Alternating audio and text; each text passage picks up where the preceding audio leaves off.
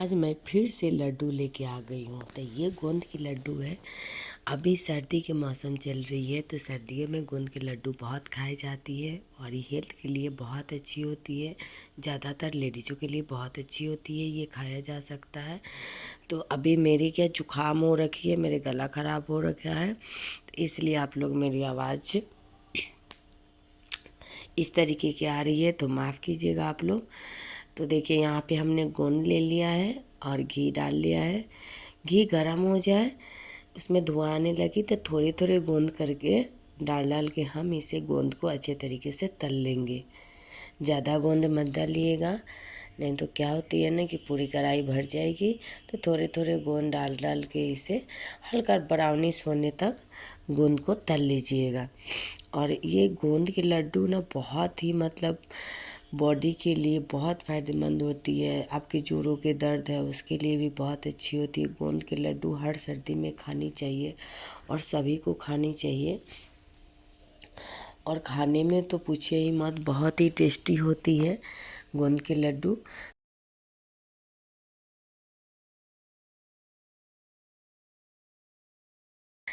तो ये देखिए गोंद हम निकाल लेंगे तल के, और फ्लेम को ज़्यादा हाई मत रखिएगा। देखिए हमने सारी गोंद तल दिया। तो अब यहाँ पे हम बादाम को डाल लेते हैं और बादाम को भी अच्छे से हम फ्राई कर लेंगे। बादाम में एक हल्का सा आवाज़ आने लगेगी ना तो आपके बादाम अच्छे तरीके से भुन जाएगी।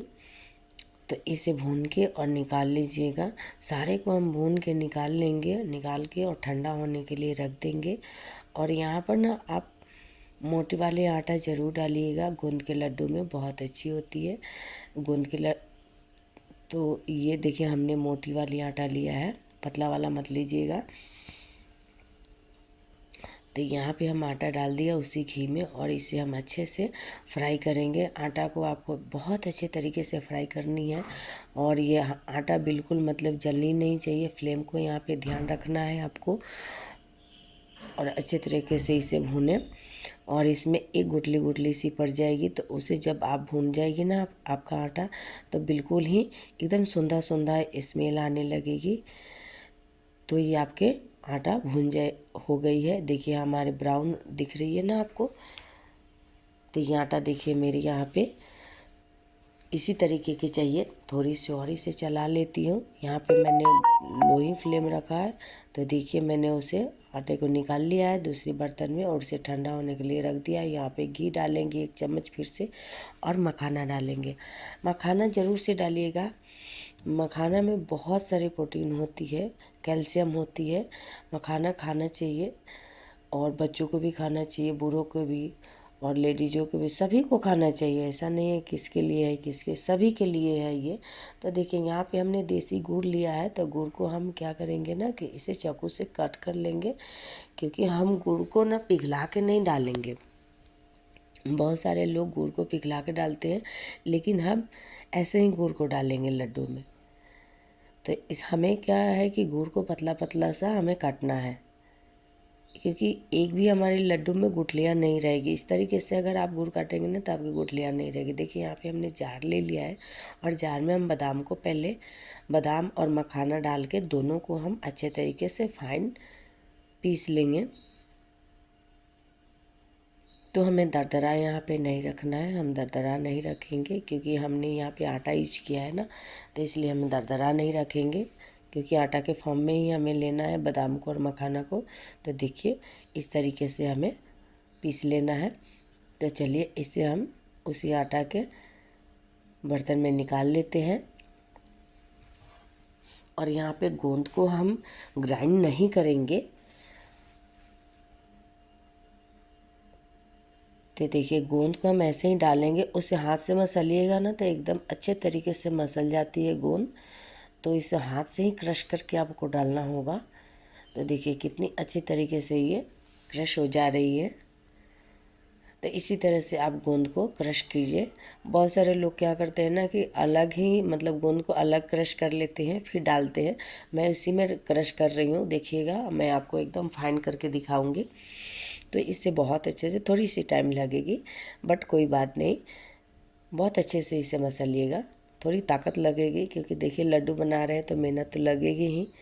और देखिए यहाँ पे हम गुड़ डाल लेते हैं।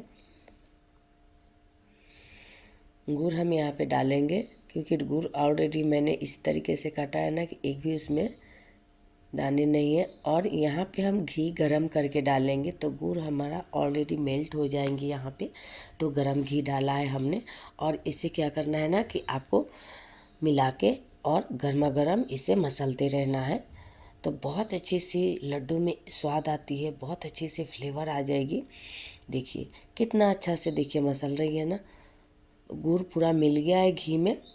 देखिए इसी तरह से आपको मसलना है। गोंद के लड्डू बहुत अच्छी होती है, ज़रूर से बनाइएगा आप लोग, ठंड के मौसम में खाइएगा। दोनों हाथ से मसलिएगा, इस तरह से मसलना है आपको। अभी बहुत तेज़ ठंडी पड़ रही है तो मुझे जुकाम भी हो गई है, मेरे गला बैठे हुए हैं। मेरा गला बहुत बैठा बैठा भारी भारी सी आवाज़ आ रही होगी दोस्तों, तो आप लोग मुझे माफ़ कीजिएगा। और देखिए मैं लड्डू बना के आपको दिखा रही हूँ। इसी तरीके से सारे लड्डू बहुत आराम से बन जाएगी।